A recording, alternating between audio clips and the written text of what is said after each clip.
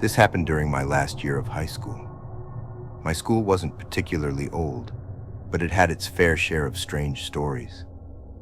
Most of them were the usual: footsteps in empty hallways, unexplained noises in classrooms, things like that. But there was always one rumor that sent chills down everyone's spine: the second-floor bathroom in the West Wing. They said the mirror in that bathroom wasn't like normal mirrors. People whispered that it was cursed or haunted or both. If you lingered too long, you'd see something you weren't meant to see. I never paid much attention to the stories. I figured they were just silly ghost tales to scare freshmen. That was, until I experienced it myself. It was a Friday afternoon, and I had stayed late for a club meeting. By the time we wrapped up, the hallways were eerily quiet. Most of the students and staff had already left. I was in a rush to head home, but nature called, and the second-floor bathroom in the West Wing was the closest one. As I opened the door, the rumors flickered through my mind. A shiver ran down my spine, but I shook it off. The bathroom was dim, the fluorescent lights buzzing faintly. It was colder than the rest of the school, almost unnaturally so, but I chalked it up to the AC. I used the stall quickly and went to wash my hands. That's when I noticed the mirror. It looked off. The glass wasn't as reflective as usual. It seemed darker, like the surface was faintly tarnished. A strange heaviness hung in the air, making my chest tighten. As I washed my hands, the mirror started fogging up.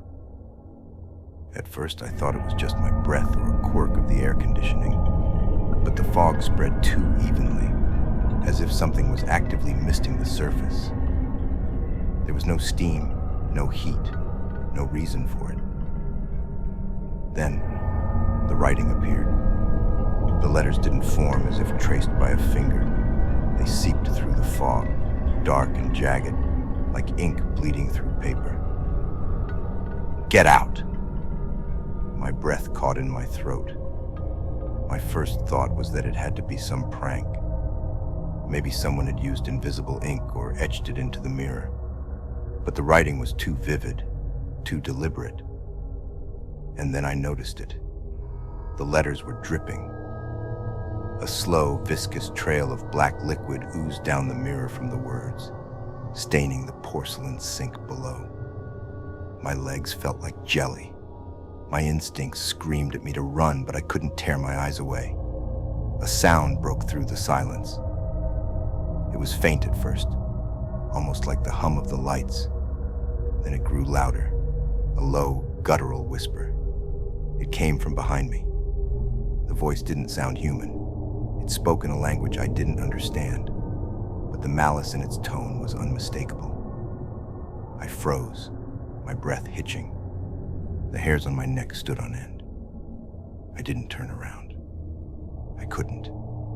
I stared at the mirror, hoping, praying that it was some kind of trick. But the reflection behind me began to change. A shadow moved where there shouldn't have been one. It twisted and writhed like smoke, growing larger, darker. The whisper turned into a guttural growl. My body finally responded, and I bolted for the door. The handle felt icy cold as I yanked it open. I didn't stop running until I was outside the school, gasping for air. Even then, I felt like I wasn't alone, like the whisper still clung to me. The next day, I told my friends what happened. One of them laughed, saying I'd just scared myself. But another friend, someone who'd been at the school longer, went pale when I mentioned the dripping letters. "That's the mirror," they said, their voice trembling. My cousin saw it too. She said it whispered her name and started to pull her reflection away from her. She dropped out right after. I avoided that bathroom for the rest of the year.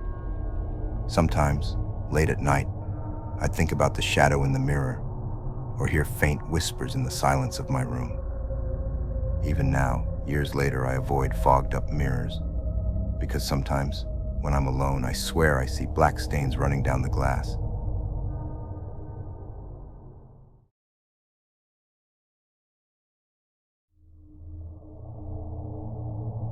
One day during my senior year, our history teacher unexpectedly called in sick.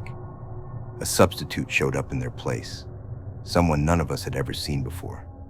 It wasn't unusual to get subs, but this one didn't fit the usual mold. He was probably in his mid-40s, with thinning hair and a pair of thick, old-fashioned glasses.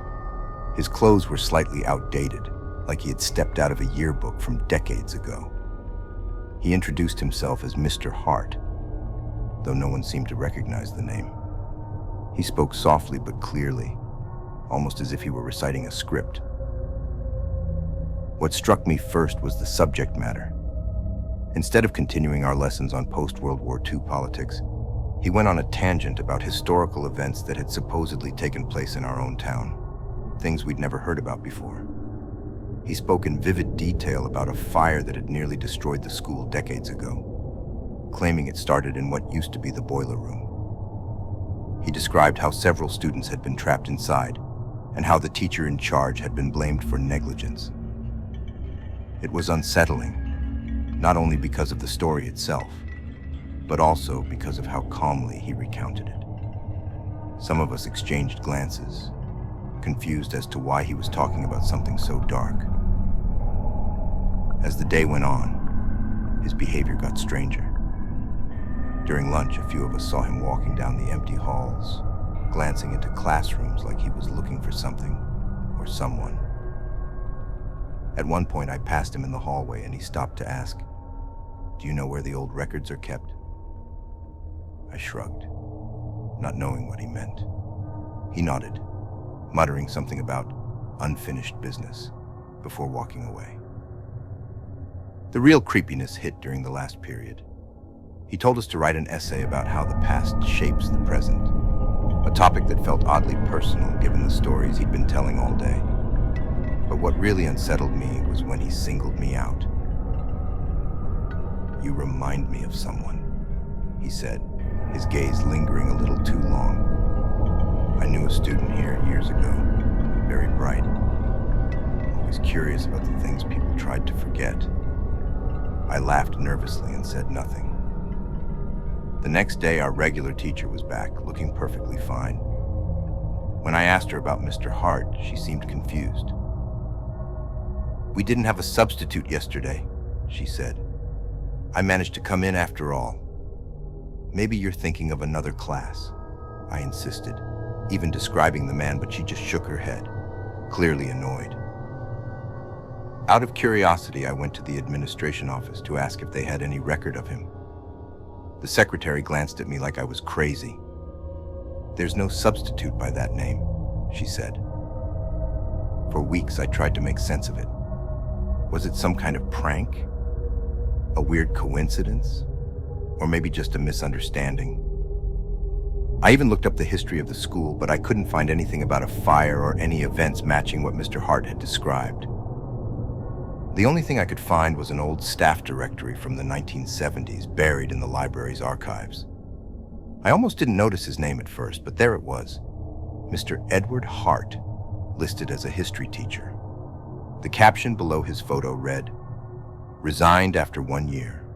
Reason undisclosed." That was all the information I could find.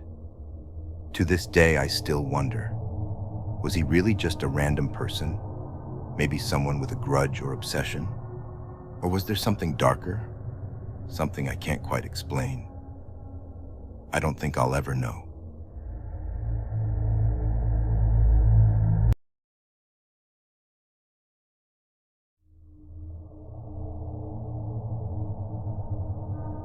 When I was a freshman, the art hallway at my school was known for its eerie atmosphere. The walls were lined with paintings from students over the years, but there was one piece that always drew my attention.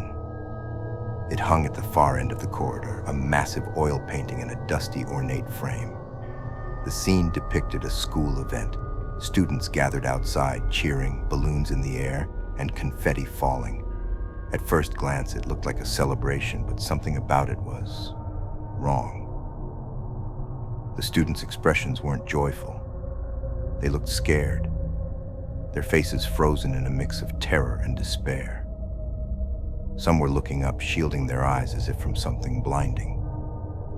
Others seemed to be running, their bodies blurred as if in motion. Even the colors of the painting seemed muted, drained of life. There was no plaque beneath it, no name or date. I asked my art teacher about it once, but she brushed me off, saying it was just an old piece no one talks about anymore. One afternoon, during a free period, I decided to take a closer look. I stood there, studying every detail. The students' uniforms looked like ours, but slightly outdated. The building in the background was the same as our schools, but there was something strange about it. A jagged crack running along one side of the structure, smoke curling up into the painted sky. That's when I noticed a section near the bottom corner, faint but legible. Memorial for the class of... The year was smudged, unreadable. I brought it up with a few friends, and we started digging into the school's history. The more we searched, the less we found.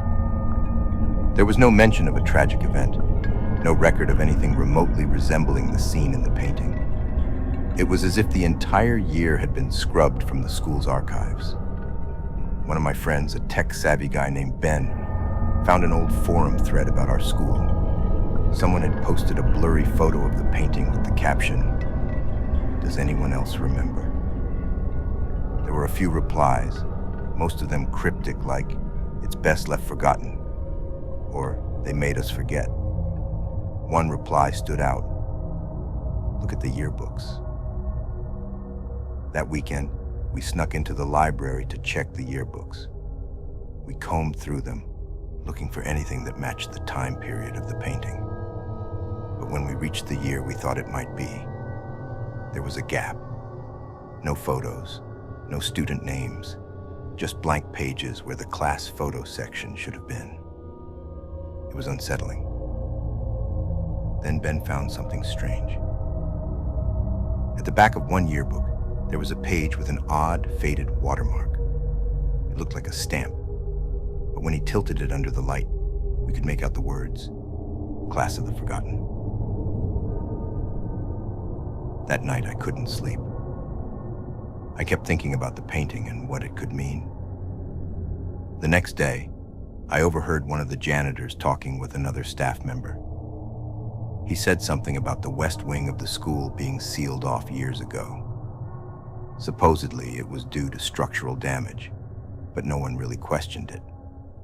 I told Ben, and we decided to check it out. Late at night, we slipped into the west wing through a door that hadn't been locked properly. The air was damp, and the place smelled of mold and decay. As we walked through the abandoned classrooms, we found it. A massive crack in the wall, just like in the painting. The realization hit us like a freight train. The painting wasn't just a memorial, it was a warning. The event wasn't remembered because it wasn't supposed to be. Something horrible had happened. A collapse. A tragedy that took the lives of an entire class. But instead of mourning them, the school had erased them. We couldn't shake the thought that the painting was there for a reason. A silent rebellion against the cover-up. It wasn't just a piece of art. It was the only proof left. I haven't gone back to that hallway since. The painting still hangs there, ignored by everyone else. But now, whenever I pass by, I feel an overwhelming sense of guilt. Like the painting is watching, waiting for someone to finally remember.